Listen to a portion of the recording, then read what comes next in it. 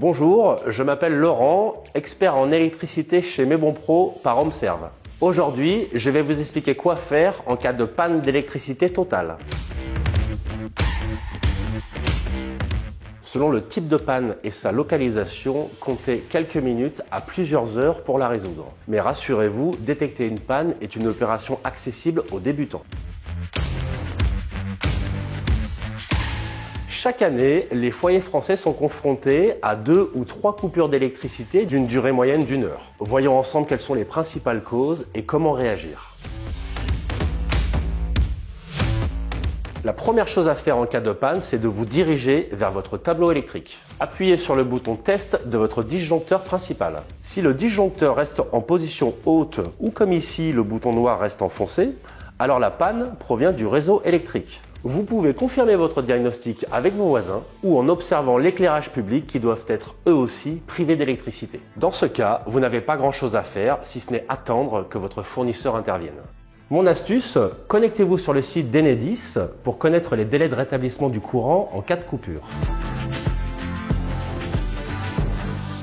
Si lors du test, le disjoncteur général en position haute redescend ou le bouton noir se relève, alors la panne vient de votre logement. Dans la plupart des cas, elle est due à un appareil défectueux. En effet, les appareils à résistance comme par exemple les bouilloires, les grille-pains, les lave-linges et les sèche-cheveux sont les plus susceptibles de causer une panne.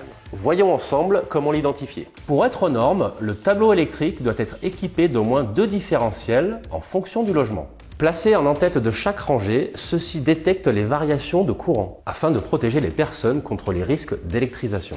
En cas d'écart, ils s'abaissent pour couper l'électricité dans toute la rangée des circuits concernés. Pour avoir une première idée de l'origine de la panne, observez si l'un des disjoncteurs différentiels est abaissé. Essayez de vous souvenir des appareils que vous utilisiez lors de la coupure d'électricité, et notamment celui qui aurait pu la causer. Abaissez le disjoncteur du circuit que vous supposez être le déclencheur de la panne. Puis, remontez le disjoncteur différentiel.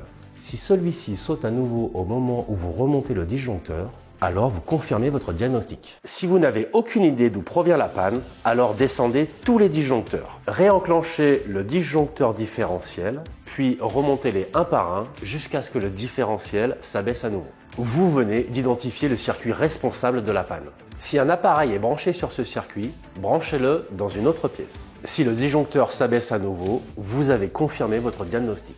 En cas de doute, n'hésitez pas à faire appel à un électricien du réseau Mesbonpro par HomeServe.